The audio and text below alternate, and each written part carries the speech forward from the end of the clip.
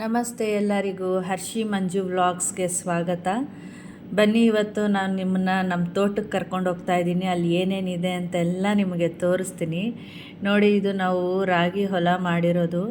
ಒಳ್ಳೆ film shooting ತೆಗಿಬೋದು ಆ ರೀತಿ ಇದೆ ನೋಡಿ. ಕಾಚಕ್ಕಿ ಎಲ್ಲ ಬಂದಿದೆ. ಇದ್ರ ರೆಸಿಪಿ ಕೂಡ ನಾನು ನಿಮಗೆ ನನ್ನ ಕುಕ್ಕಿಂಗ್ ಚಾನಲಲ್ಲಿ ತೋರಿಸಿದ್ದೀನಿ, ವಾಚ್ ಮಾಡಿ. ಇದು ತೆಂಗಿನ ಮರ. ಇನ್ನೂ ಇದೇ ಫಸ್ಟ್ ಬೀಡಿದು ಬರ್ತಾ ಇರೋದು. ಇವಾಗ ಎಲ್ಲ ಕಾಯಿಗಳಾಗಿದ್ದಾವೆ, ಇನ್ನೂ ಎಳ್ನೀರು ಆಗಿಲ್ಲ. ಇನ್ನು ಇವಾಗ ಎಲ್ಲ ಬಿಡ್ತಾ ಇದ್ದಾವೆ.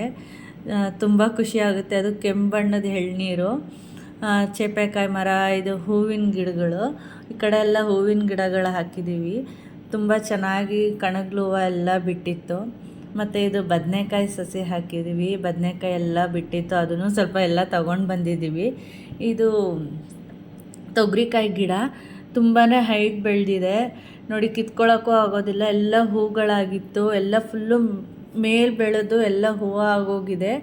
ಇನ್ನೂ ಕಾಯಿಗಳೇನು ಇನ್ನೂ ಬಿಟ್ಟಿಲ್ಲ. ಹೀಗೆ ಇನ್ನೂ ಮುಂದಕ್ಕೆ ಹಾಗೆ ನಡ್ಕೊಂಡು ಹೋಗ್ತಾ ಇದ್ವಿ. ಇದೆಲ್ಲ ನಮ್ಮ ಅತ್ತೆಯವರೆಲ್ಲ ಹಾಕಿರೋದು, ನಮ್ಮ ನಾದಿನಿಯವರು ಎಲ್ಲ ಬೆಳೆಸ್ತಾ ಇರೋದು ಗಿಡಗಳನ್ನೆಲ್ಲ. ತುಂಬ ಚೆನ್ನಾಗಿದೆ ನೋಡಿ. ಇದು ಅವರೆಕಾಯಿ ಗಿಡ. ಇದು 5 ತಿಂಗಳು ಅವರೆಕಾಯಿ ಗಿಡ ಅಂತೆ ಇದು. ಇನ್ನು ಅದು ಎಲ್ಲ ಹೂಗಳಾಗಿತ್ತು. ಇದೆಲ್ಲ ದಾಸವಾಳದ ಗಿಡ, ಸೀಬೆ ಮರ ಎಲ್ಲ ಎರಡು ಸೀಬೆ ಮರಗಳಿದ್ದಾವೆ. ಒಂದು ಕೆಂಪು ಸೀಬೆ ಇದೆ, ಒಂದು ವೈಟ್ ಸೀಬೆ ಇದೆ. ಅದರಲ್ಲಿ ಈ ಸೀಬೆ ವೈಟದಂತೂ ತುಂಬಾ ಟೇಸ್ಟಿಯಾಗಿರುತ್ತೆ, ತುಂಬ ಚೆನ್ನಾಗಿರುತ್ತೆ.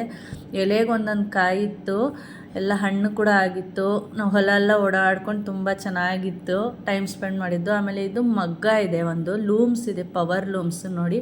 ನಮ್ಮ ನಾದಿನಿಯವರು ಪವರ್ ಲೂಮ್ಸ್ ಮಾಡ್ತಾ ಇರ್ತಾರೆ. ನಾನು ಇದನ್ನು ಬೇಕಾದರೆ ಡಿಸ್ಕ್ರಿಪ್ಷನಲ್ಲಿ ನಂಬರ್ ಕೂಡ ಹಾಕಿರ್ತೀನಿ. ಯಾರು ಬೇಕು ಅಂತಂದರೆ ಡೈರೆಕ್ಟ್ ಪರ್ಚೇಸ್ ಕೂಡ ಮಾಡ್ಕೊಳ್ಬಹುದು. ಅಲ್ಲೇ ನೇಯ್ತಾರೆ ಸೀರೆಗಳನ್ನ ಅವರು.